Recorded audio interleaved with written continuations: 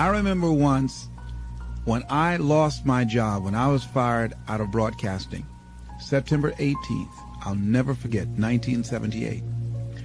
I was behind in my house notes, and my house was up for foreclosure. I did everything I could. I had borrowed as much money as I could borrow. I had talked to family members and friends. I did everything I could, and I couldn't get enough money, being unemployed for several months, applying for job after job after job, and couldn't get a job. I couldn't get enough money to save the house, but I never felt, and this is very important, the feeling that I had, I never felt that I was going to lose that house. I wanted that house. And so what I did was very uncanny.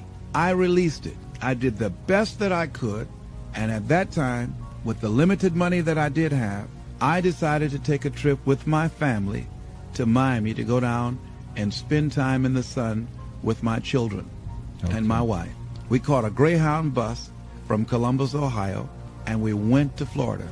By the time I arrived on the day that the bank was to foreclose at 12 noon on the house, I got a call from one of my former assistants who went by the house and called me and said, Les, it's an emergency. Call Columbus right away. I did, and Carolyn Sloan said, Les, you won't believe this. You have a check from the Internal Revenue Service on your income tax. And it was enough to pay the house notes, and I had money over. I never received a refund prior to that time or since that time, and I did not lose the house. So there are things that we don't know or understand, but we do know that if we do certain things, that things begin to happen that's in our favor, that shows that the universe is on our side. Everything that we're seeking, I believe that if we begin to align our thoughts with action and be relentless, don't try 2 or 3 things or 15 or 20 things, but 100 things, 500 things if necessary, 10,000 things as Edison did if necessary, until we find a way out. Many of us, we eliminate many possibilities for ourselves because we really don't do all we can do. I think A.L. Williams was right when he said, all we can do is all we can do, and all we can do is enough. And I think, honestly speaking, even judging from myself, and I think that my commitment is stronger than most people. But if I had to literally measure my commitment in terms of what I put forth in my dream, I would say that I might have given about 18 to 20% of what I'm really capable of. As high in consciousness as I believe that I am, comparatively speaking, where I used to be, I'm still nowhere near reaching 50% of the commitment that I can make to accelerate the growth and the development of my dream and the manifestation of the things that I know within myself that I'm capable of producing. So our biggest challenge is beginning to look at within ourselves to remove those energy blocks, because if we are not producing the income that we want, let us not look outside of ourselves, but look within ourselves to find out, how am I blocking me? Am I really giving it all that I have? Am I really being as creative as I can be? Am I really unstoppable? Am I as relentless as I can be? Am I exhausting every means possible? Am I turning up every rock to find what it is that I'm looking for? How is it that one man or woman can do it and do 1,000,000 times more than these other people, and the other ones don't? It has to be consciousness.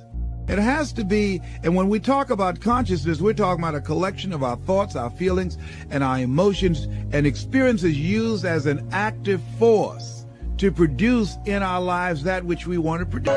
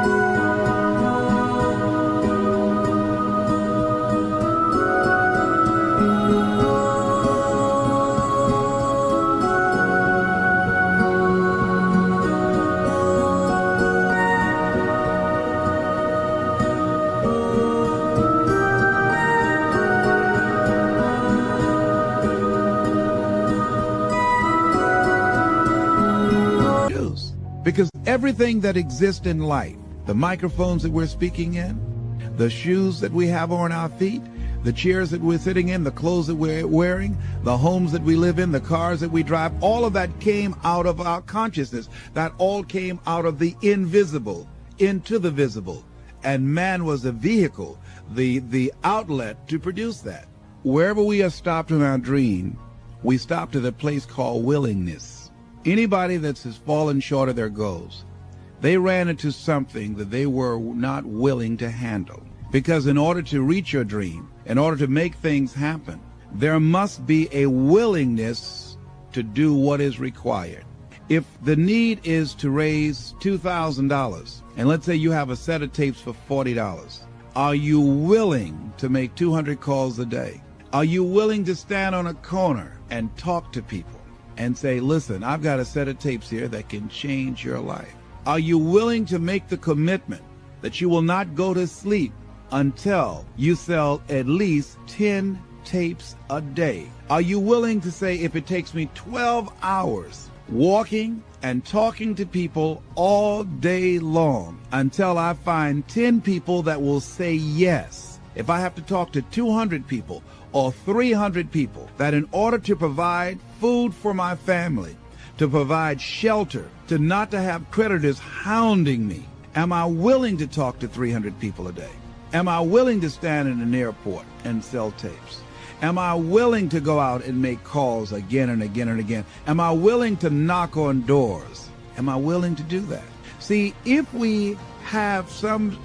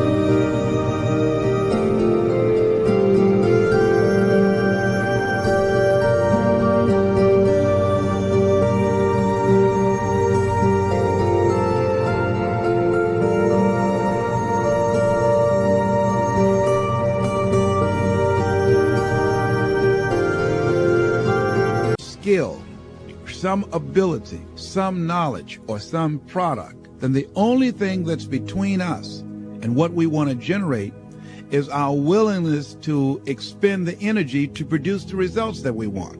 What am I willing to do with my energy, my time, and my knowledge to produce the results? That's the bottom line. What are you willing to do? And what most people don't realize is they don't give up on their goals because it becomes insurmountable or it's impossible. Is that they just looked at what they wanted and they just decided within themselves, consciously or unconsciously, I'm not willing to produce this result. Are you willing to say that I need $2,000 between now and next week, and come hell or high water, I will produce that? That's the bottom line. Because the only thing that counts in life are results, not reasons of why you didn't do it, but results. That's the only thing that counts. And we are capable of producing results. That's it. That's the bottom line. Are you willing to honor your commitment to do that? What are you willing to do? How many floors are you willing to mop? How many shoes are you willing to shine? How many phone calls are you willing to make? How many sales are you willing to make? How many jobs are you willing to hold? How much service are you willing to provide? Most people don't keep their commitments.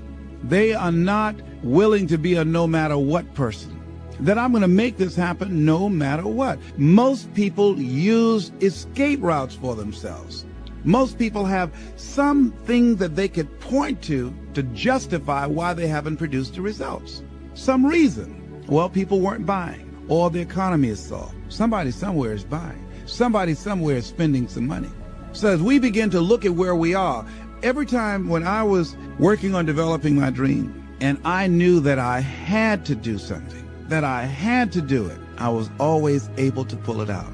Because I started thinking, if a Walt Disney can do it, if a John D. Rockefeller can do it, then I can do it.